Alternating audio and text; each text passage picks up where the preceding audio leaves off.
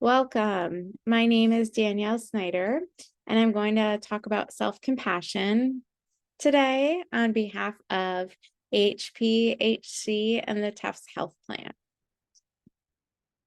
It is going to be recorded and put up on the public YouTube channel. So at any point, if there's anything you miss or you want to refresh on, you can go ahead and watch it again. So those of you who have worked with me before and those of you who are new with working with me, I choose to start my seminars or presentations the same way, and that is by a chosen meditation. Meditation is one of the best tools that we can implement into our day-to-day schedule without a lot of practice. And the reason I consider it one of the best tools is because it's a really simple introduction to connecting with our body and our brains. So I want you to pause what you're doing if you're multitasking or distracted by anything. And I want you to do everything in your power to manage the situation so there are no distractions. What that means is turning your phone on silence. You can even turn it off, getting crazy. Shut down your emails, turn off your notifications on your computer, shut the door, whatever it is to be as present as possible. And then I'm going to have you go ahead and take a deep breath in through your nose and find a comfortable seated position. I want your palms to face up and open and to feel a lift towards an open mind. You can gently close your eyes if you feel comfortable, or if you don't, you can keep them fixed on a point in the room. Let's take another deep inhale through the nose and exhale through the mouth, releasing all the tension.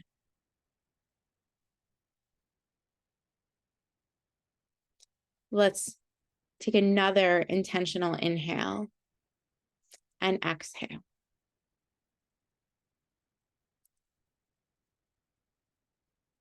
At any moment in this meditation, you can unwind and relax, knowing that everything that is meant for you is on its way to you. Now it is time to come home to the present moment and anchor your awareness through your breath. As I am talking, I'm going to encourage you to continue with deep breaths, allowing yourself to release any tension. Allow your shoulders to surrender to gravity, breathing normally as if there's no effort in this moment at all. If you find your mind wanders, that is perfectly okay. That is what minds do. Simply choose each time to come home to this moment by anchoring yourself in your breath. Now shifting your awareness inward, gently tune into your imagination. Visualize yourself at the moment when you've achieved a goal you've set. How do you feel at this moment? Are you indoor or outdoors? What's the temperature like on your skin? I invite you to explore this visualization deeper. What do you see? What are your emotions? What about your facial expressions? I invite you to sit with the feeling of this moment when you've achieved the goal.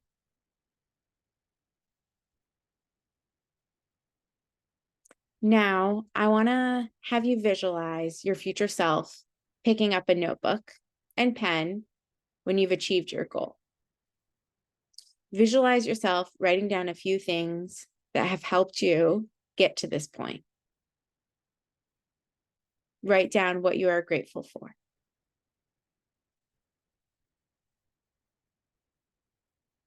What are some of the things you've written down?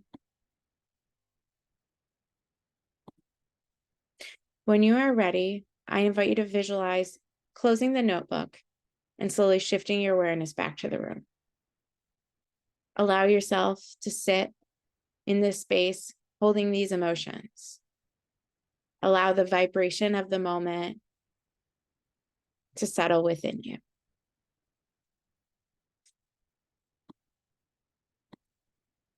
And when you're ready, I invite you to bring your awareness back to the room and gently open your eyes.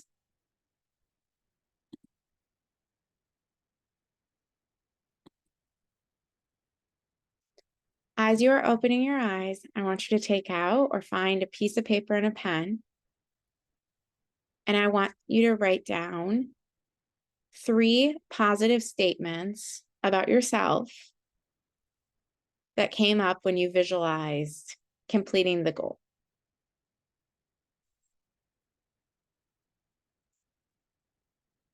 You can write down what you felt. You can write down an I statement. You can write down a feeling.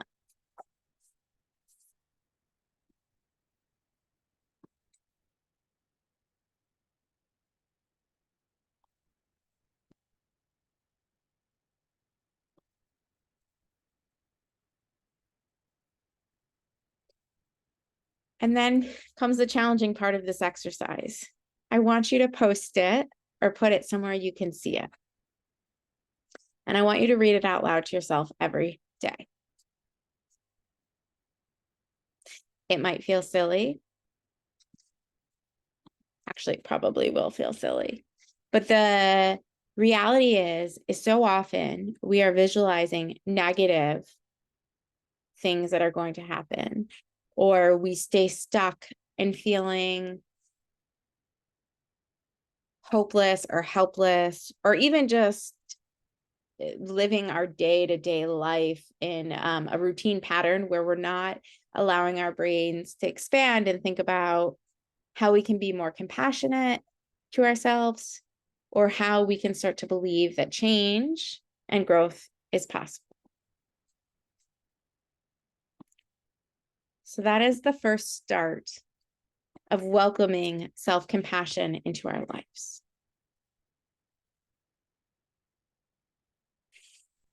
Self-compassion has become quite the buzzword lately. And because I'm a huge proponent of being more compassionate and understanding to yourself, I think it's a good thing. I think the challenge becomes that there's not a lot of concrete instructions of how to introduce self-compassion, how to implement it into our lives, and how to prioritize it. A common mistake that comes along with increasing self-compassion is people think they're going to be soft on themselves or not able to accomplish things. So one of the main, I think I'm going to call it like a point I like to introduce is you can be compassionate with accountability, or compassionate with accountability. You can hold yourself responsible and to the level that you believe you can achieve while still encouraging yourself.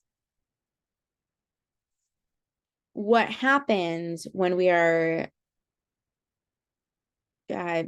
hard on ourselves or aggressive to ourselves when we make a mistake or when we're trying something new is we start to highlight areas in our brain that are more likely to release cortisol, as well as put us into a state of flight, fight, or freeze.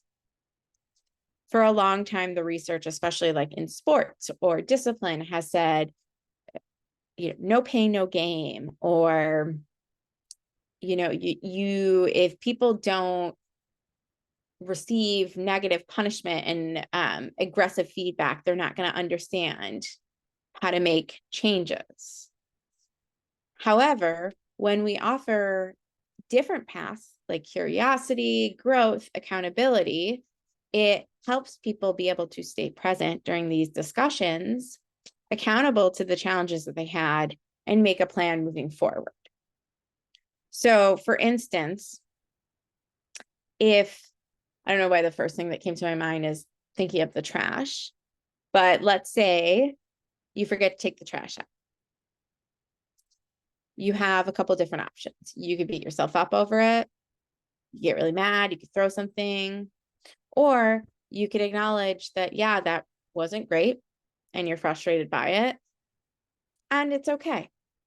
And you're going to make a plan. And you kind of get to skip over the really excessive loss of energy by getting so frustrated at yourself, which is challenging to do. It takes practice, and I'm not going to say that it happens overnight. And there's opportunities to grow from that.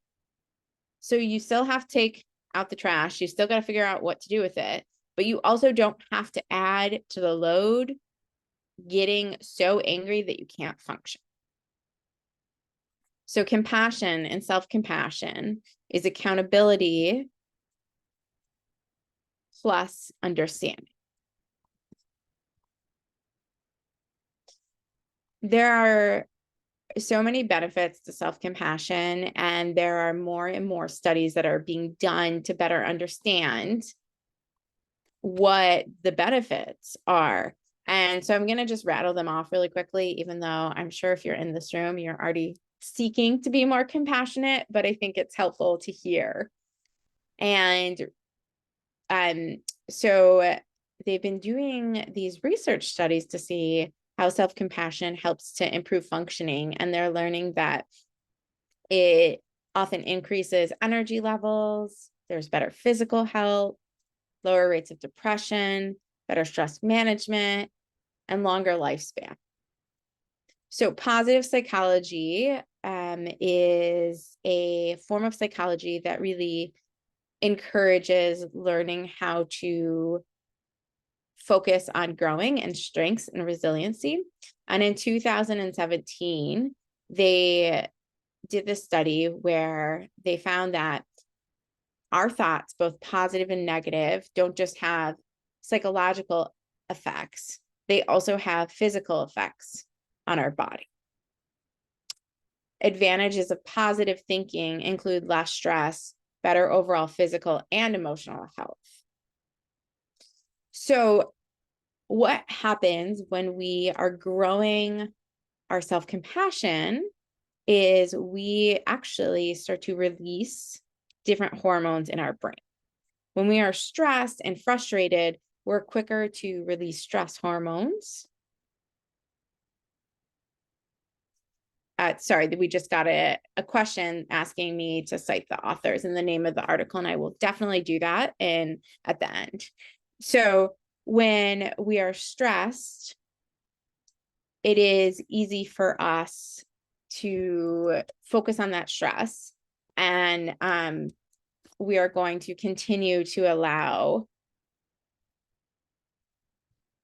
the release of cortisol, and cortisol is responsible for autoimmune, not responsible, but can be linked to autoimmune disorders. So it's really important to recognize that self-compassion is not just important for our emotional health, but it also is important for our physical health.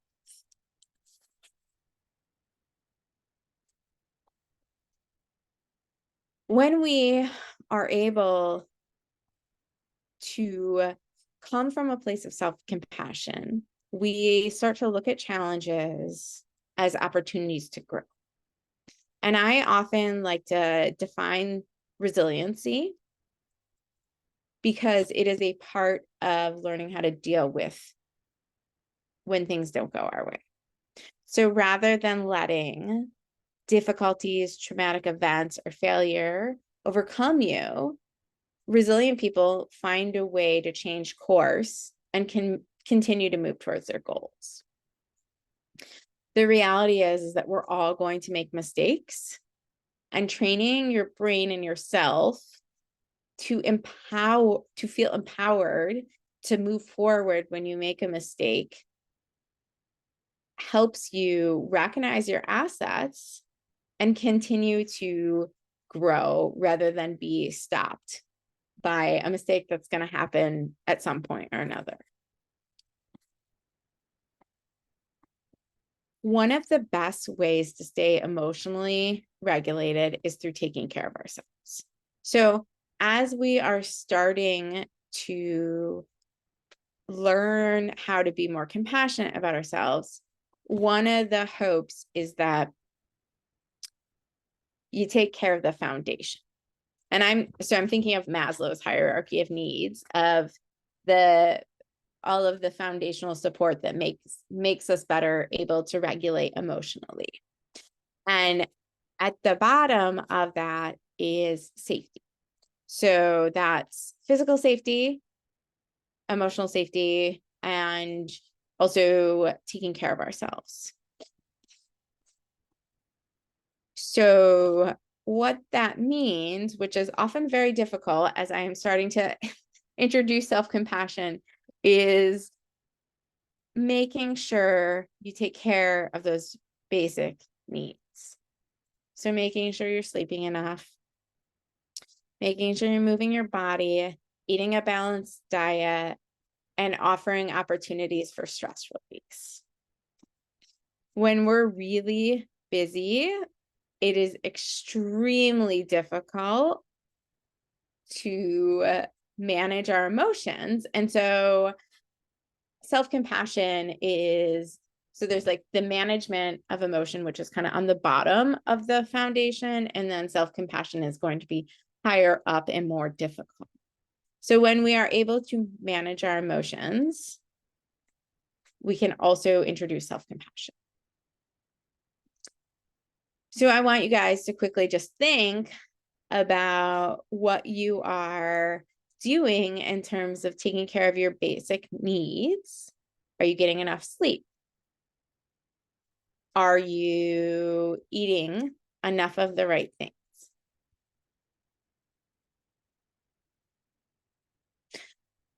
Do you take breaks from work?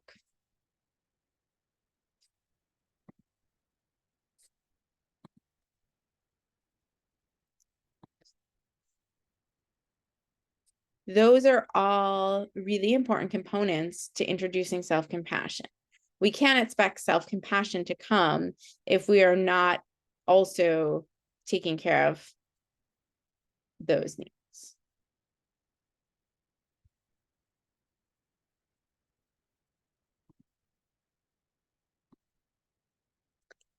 So the next thing when I'm introducing self-compassion is awareness.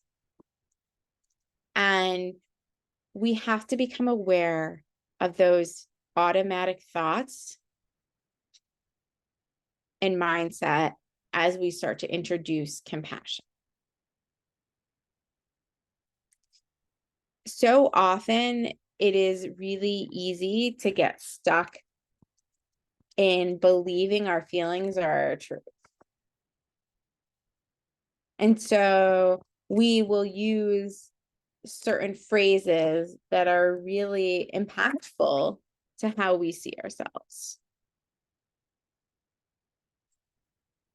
So an example would be something along the lines of, well, I just exercised for 10 minutes today. What do you think that just does to everything that you are working hard on?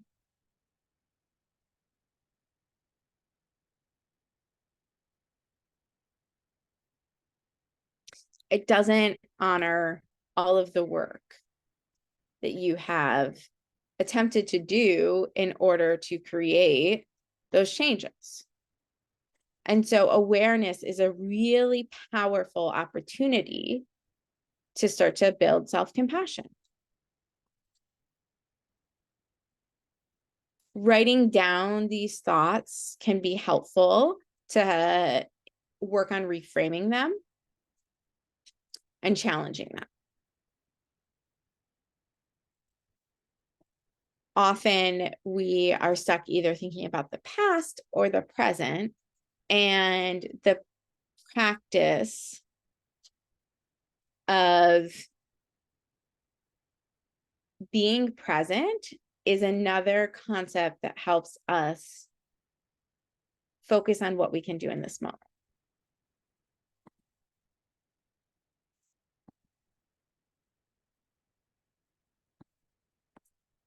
When lives are chaotic, when we're struggling, there are opportunities every day to still introduce these new techniques that I'm going to talk about in the next few minutes.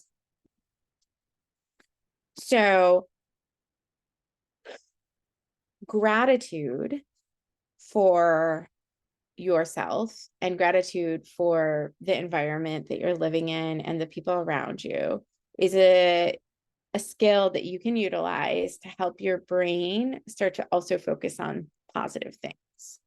So, keeping a gratitude journal is a specific example of how to start to enter more compassion into your life.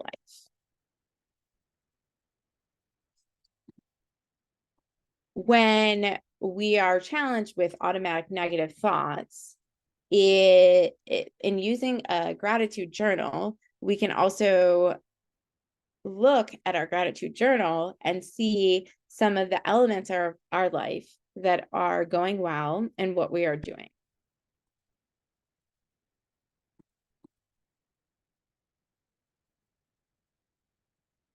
Challenging situations are a part of everyone's life. And just because you are impacted by challenging situations does not mean that you are doing something wrong or that there isn't space for self-compassion.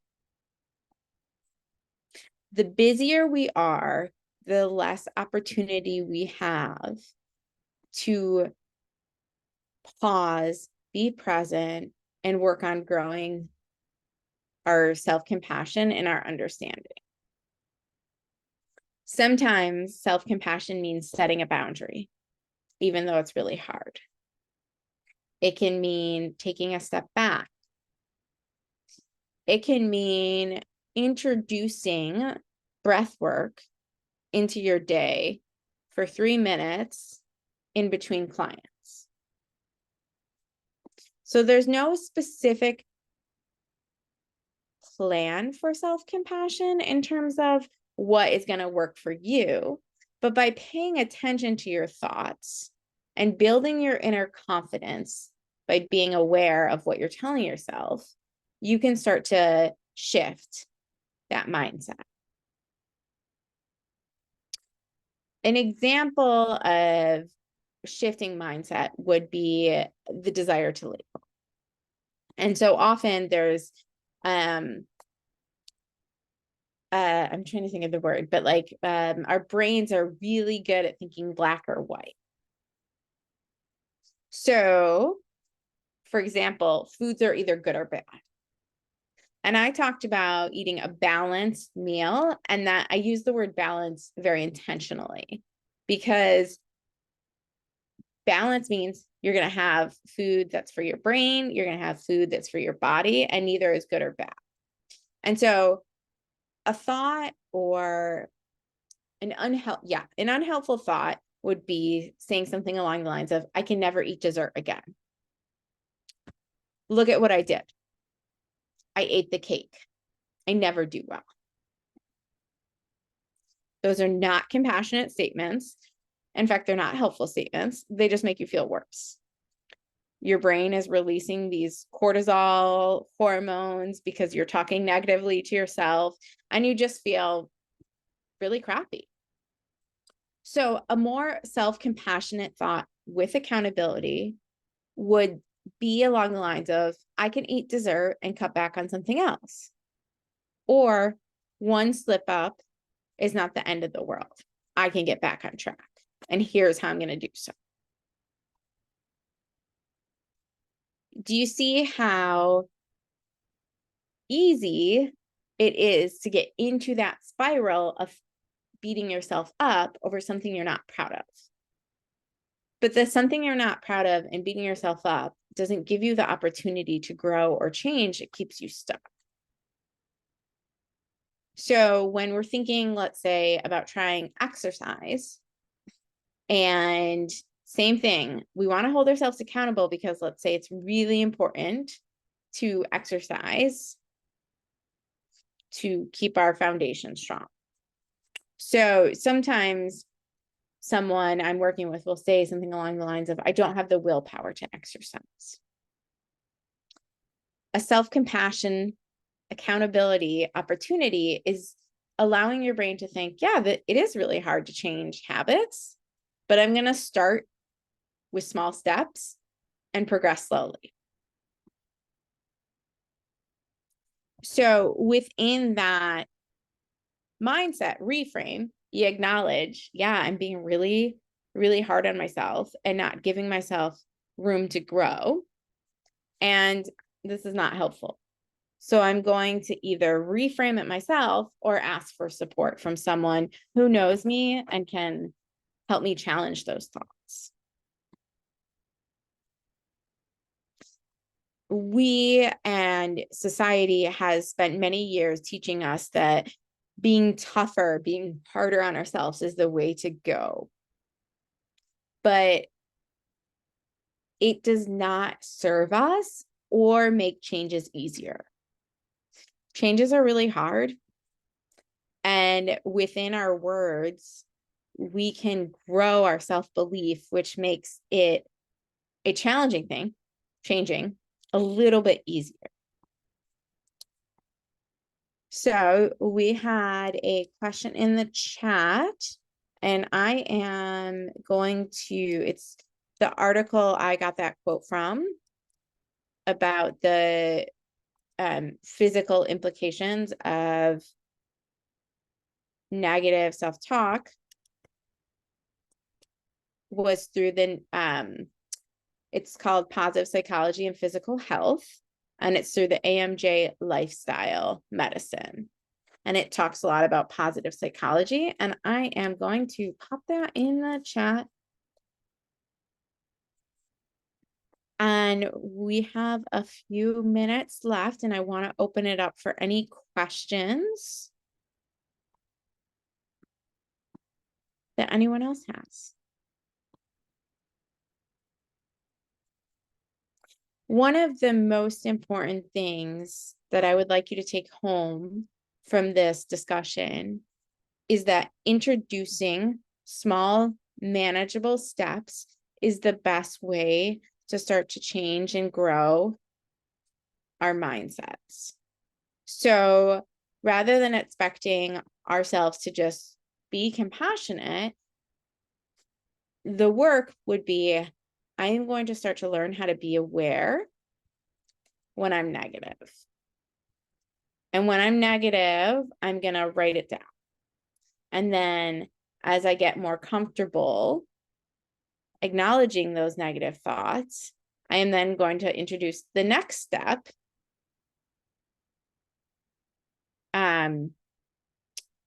Sorry, I just got another thing of the question, so I'm going to send that again.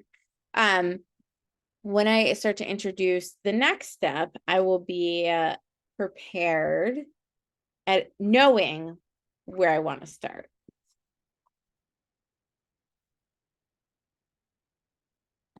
Healing takes time. Changing habits take time, but it is worth it.